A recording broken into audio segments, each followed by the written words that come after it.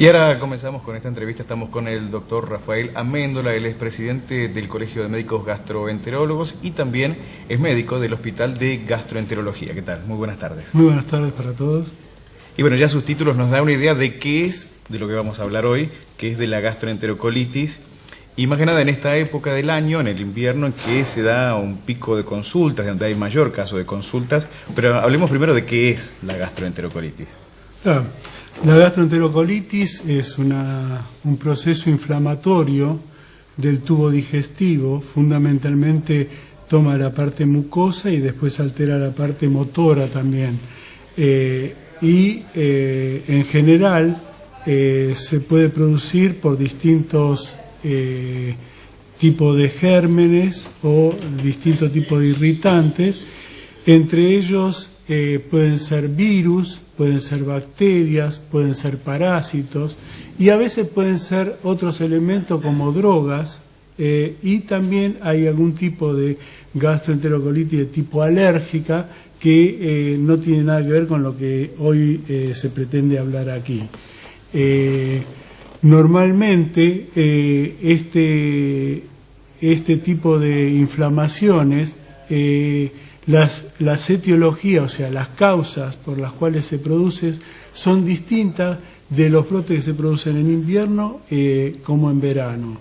En general, las gastroenterocolitis que se producen en invierno son más relacionadas a distintos tipos de virus, y en general las bacterianas son más propensas a originarse en el verano, ¿no?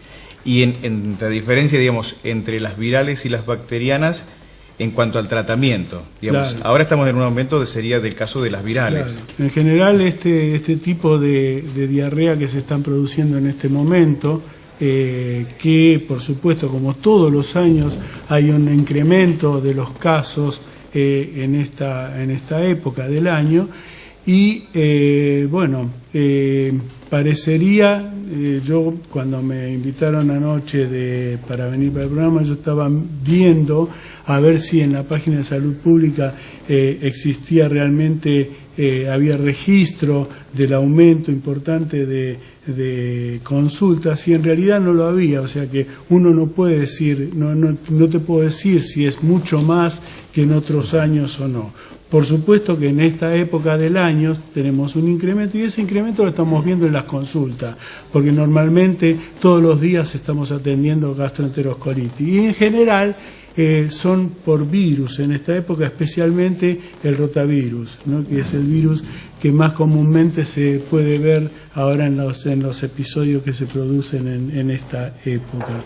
¿Y cuáles son los signos que nosotros podemos ver para detectarlos, ya sea en adultos? Usted se especializa en adultos, pero bueno, también serán similares a lo que se ve en los chicos, como para poder estar atentos para hacer la consulta. Sí, en general lo que se puede ver es que en general los pacientes lo dicen, que por ahí empezó el chiquito con una gastroenterocolitis y después, como es un virus que se contagia, como la vía de infección es fecal-oral, hay probabilidad de que se propague la infección al resto de la familia. Y la gente, los pacientes lo dicen, o sea, viene mi nieto o mi hijo estuvo con esta enfermedad hace unos días y ahora nos tocó a nosotros.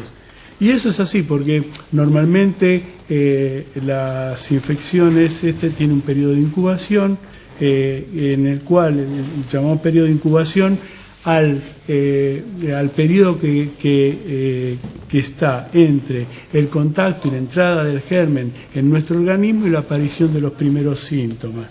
En ese periodo de incubación por ahí pueden empezar ciertos malestares y que uno a veces tiene que tener en cuenta en la época del año que estamos, porque a veces puede comenzar como un cuadro de tipo gripal y cuando todavía no aparecen ni los vómitos o la diarrea, si uno se apura un poquito por ahí puede decir que está frente a una gripe, y después quizás en el periodo que puede durar entre 18 horas y 72 horas, aparece todo el cuadro completo, que consta, por ejemplo, de fiebre alta, puede constar de náuseas, vómitos, puede tener diarreas acuosas, que en general son varias deposiciones por día, dolores de tipo abdominal tipo cólicos, y bueno, por suerte este tipo de enfermedades autolimitadas hace un curso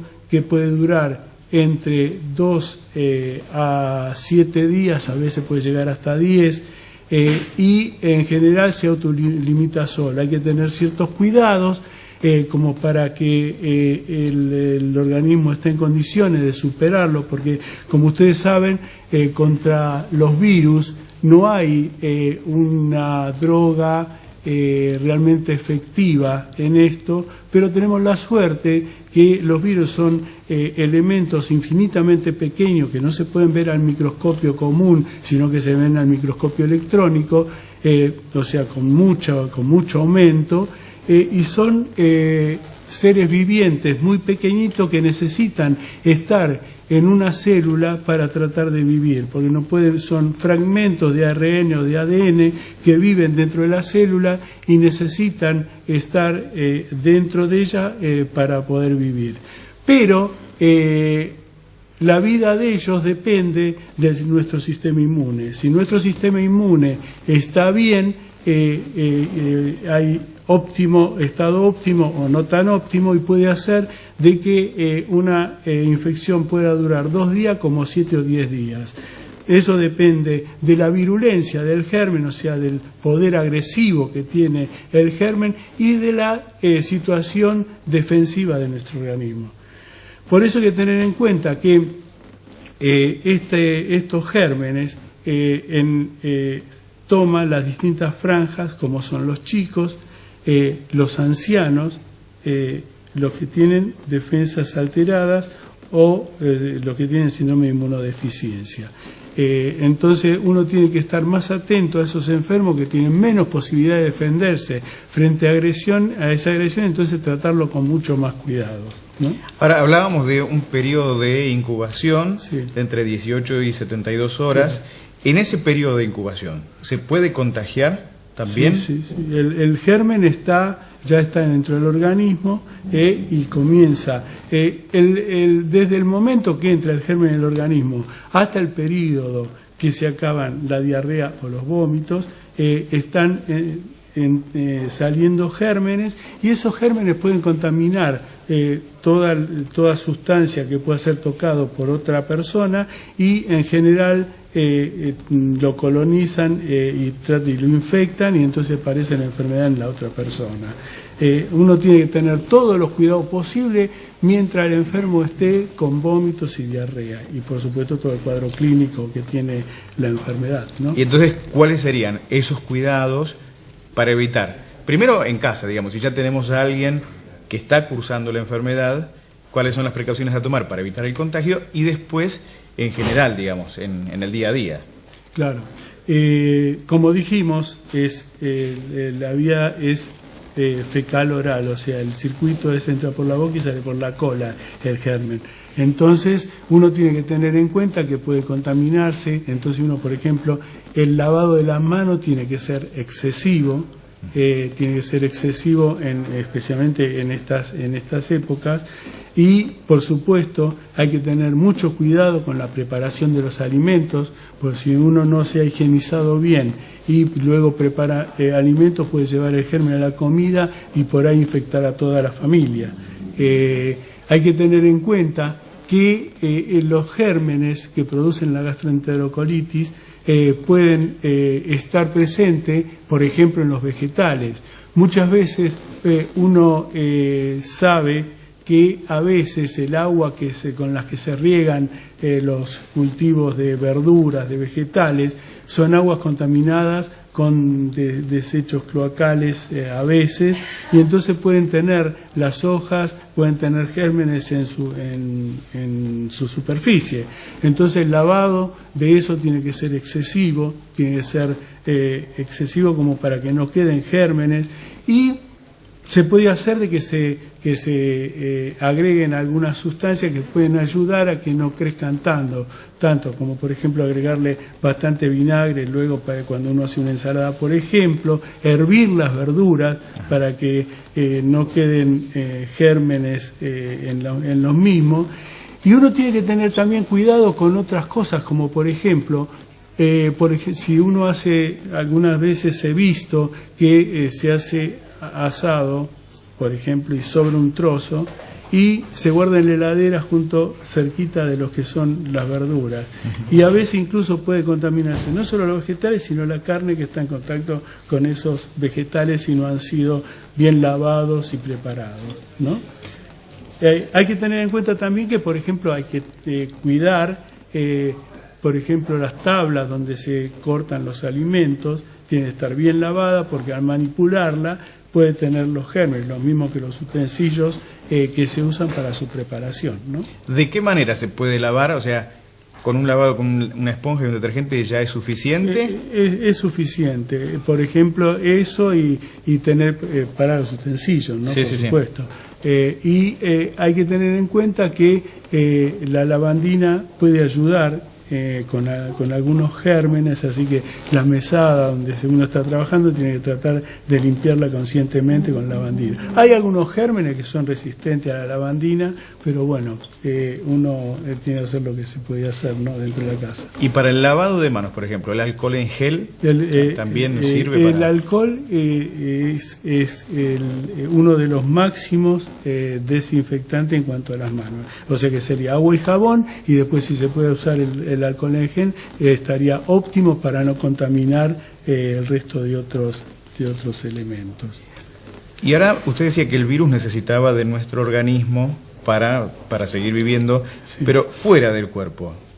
¿Puede vivir también? Sí, tiene manera de vivir en lugares, fundamentalmente en sustancia en lugares porosos donde puede meterse el germen, por ejemplo una mesada que no está, digamos, bien lisita, en esos lugares puede vivir. Entonces uno tiene que hacer que el lavado de toda esa zona debe ser muy pulcro para tratar de que no quede. Pensaba yo en los juguetes de los chicos. Sí, eso sí. Que hay chicos con pañales y están los juguetes, señor, como que... Eso, bueno, en la parte de chicos no solamente hay que tener en cuenta los juguetes en casa. Una de las cosas que yo pensaba cuando estábamos pensando en esto del rotavirus es que los que hacen pediatría seguramente deben tener pensado que hay un lugar donde, viste, por ejemplo, los peloteros, donde sí, hay un montón de juegos, y que por ahí puede haber algún chico que esté con el problemita. Debería tenerse cuidado en esos lugares de todo lo que es, hay distintos tipos de juguetes donde van todos los chicos, y eso que habría que tratar de lavarlos, desinfectarlo, alcohol, para tratar de que no se propague esto. Y hablábamos de los chicos en cuanto a la diarrea y a los vómitos, el tema de la deshidratación. Sí. ¿Es algo a tener en cuenta? ¿O? Hay que tenerlo muy en cuenta, especialmente en los chicos y en los ancianos. Hay distintos grados de deshidratación y hay algunos que se pueden tratar en forma ambulatoria cuando son leves. Hay enfermedades, hay virus que producen, por ejemplo, más cantidad de vómitos, y entonces uno tiene que tener presente si uno lo puede manejar eso o no. Hay uno de los virus, por ejemplo el virus de Norwalk, que cuando se produjo una de las primeras epidemias, esto comenzaban con abundantes vómitos, y por eso se la llamó enfermedad, la gastroenteritis de los vómitos invernales, porque aparecía en invierno y tenía mucha cantidad de vómitos. Hay otros que no, que fundamentalmente tienen diarrea. Entonces uno tiene que ver si puede cohibir esos vómitos, porque si uno tiene asegurada el ingreso por vía oral, tiene un montón de elementos como para mantener hidratado al viejito, al anciano, que es el más problemático, y entonces impedir que se produzca la deshidratación, porque esto es importante. Hay enfermos que no se los puede manejar, entonces que llegan a tener un grado avanzado de deshidratación, y eso no podemos dar cuenta por la sequedad de piel y mucosa, ojos hundidos, hipotensión, signos de pliegue que se toma a nivel de las zonas sobre un hueso para ver si realmente está deshidratado o no. Y entonces, si tiene vómitos, tenemos que tener la precaución los médicos de, si sabemos que no podemos internarlo, para hacerle un aporte hidroelectrolítico por vía parenteral. Claro. Que es la manera como uno puede mantener hasta que hace su curso en la enfermedad y el enfermo se normaliza y llega a eliminar el virus de su organismo, ¿no? Ok, entonces lo fundamental en esto es mantener la higiene. No hay un medicamento que sea efectivo como para terminar, tiene un ciclo natural, empieza y termina. Estar atentos, mantener la higiene tanto como para prevenir, y ya una vez que está instalado también para evitar que se propague. Sí.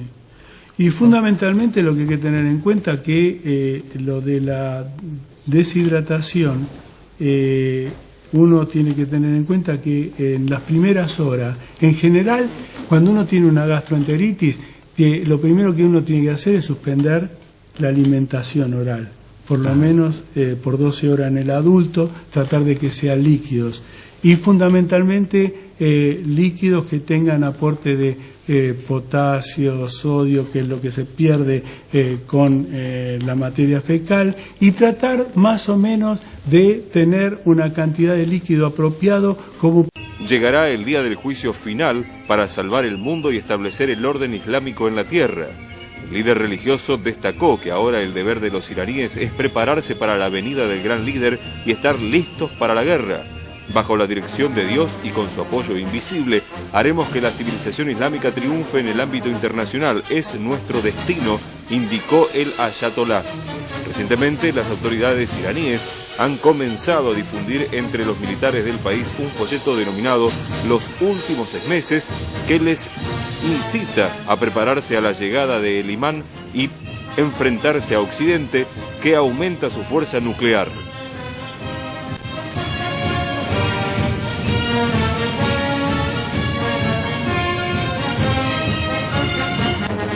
A los Estados Unidos, en donde descarriló un tren y explotó. Un tren que